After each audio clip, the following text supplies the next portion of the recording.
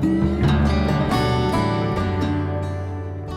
guys, welcome to Appalachia's Homestead. We are in Townsend, Tennessee today. We're on an adventure. We thought we would take you along. Come along with us for the sights and sounds and adventure and information on Tuckaleechee Caverns.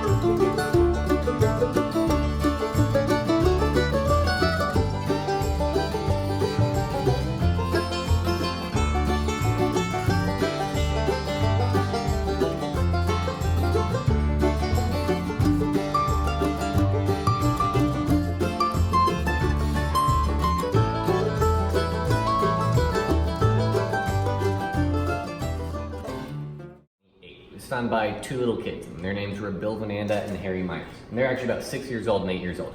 They walked into this little area that we're in right now during a thunderstorm. You actually see that's ground level up there. That's because this is a sinkhole. They came into this sinkhole originally just to cool off. I'm sure you noticed the temperature change from up in the gift shop to down in here. Well, that temperature change was obviously still there back before the building was on top of the sinkhole as well. So they came in here to cool off, but when that thunderstorm rolled overhead, they noticed something really interesting.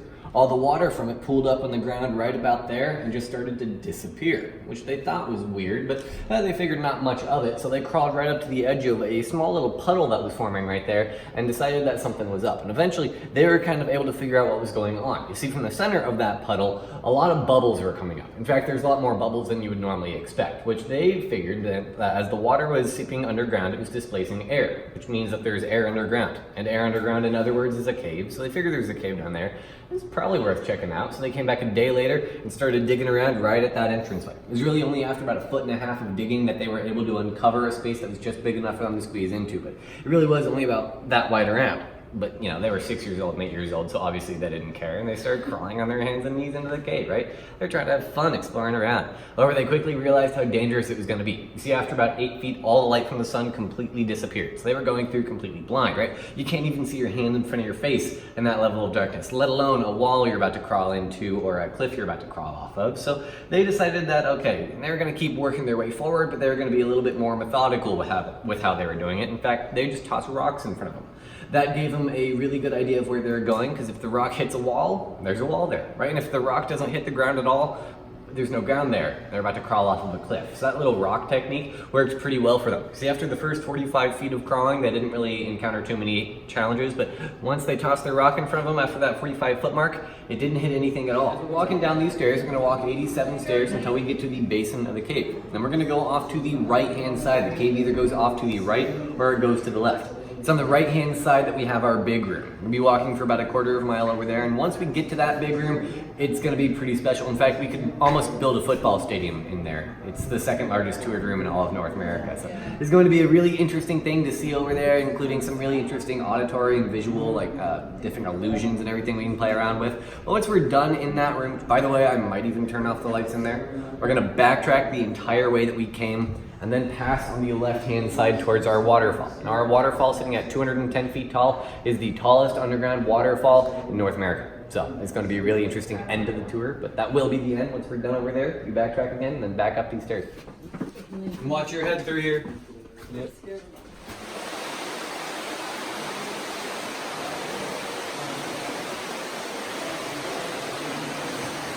You know about calcium carbonate, it's not very water soluble. Rainwater can't really pick it up and move places all that way.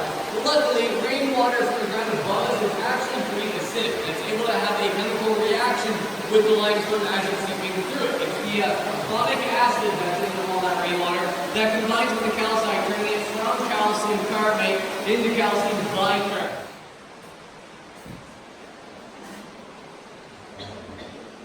And we're just missing one, right? Yeah, she's still back there. We're also going to be passing by another group, so if you do so, just stick to the right. Yeah, guys, go on, stick to your right-hand side. I'll just shove them out of the way. Okay, sounds good. Just throw them off. It's growing back together. You can see over there on the left-hand side, it's fused again, but just a couple of centimeters off. Nothing. Oh, that's not easy, too. You gotta get the timing right. Oh.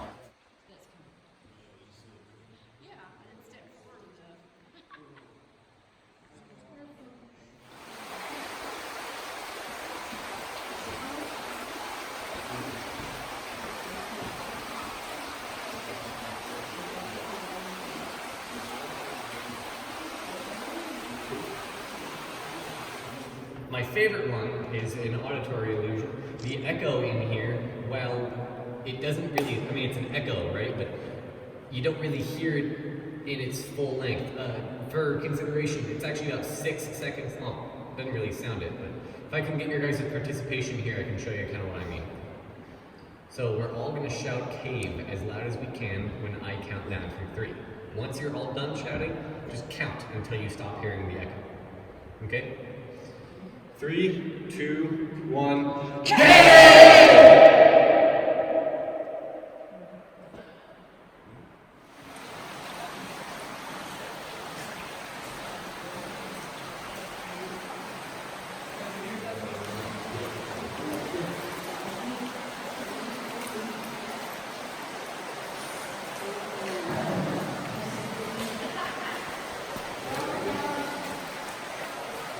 It's cold. Stand there. Stand here.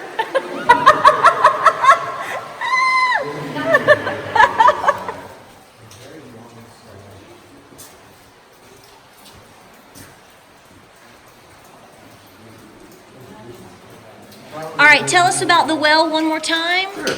We take everything that we get from this wishing well and we donate it to St. Jude's Children's Hospital. As a total, we've donated about $60,000. Funny enough, I can actually add to that, this was never intended to be a wishing well. That little barrier is a man-made barrier. We put it in place just to catch the water coming down from the ceiling because it used to get people's feet wet. So people started throwing coins in and it got to the point where there were so many coins in there that we had to take them out. And from that, we decided that we couldn't keep those, so that's when we decided to keep donating.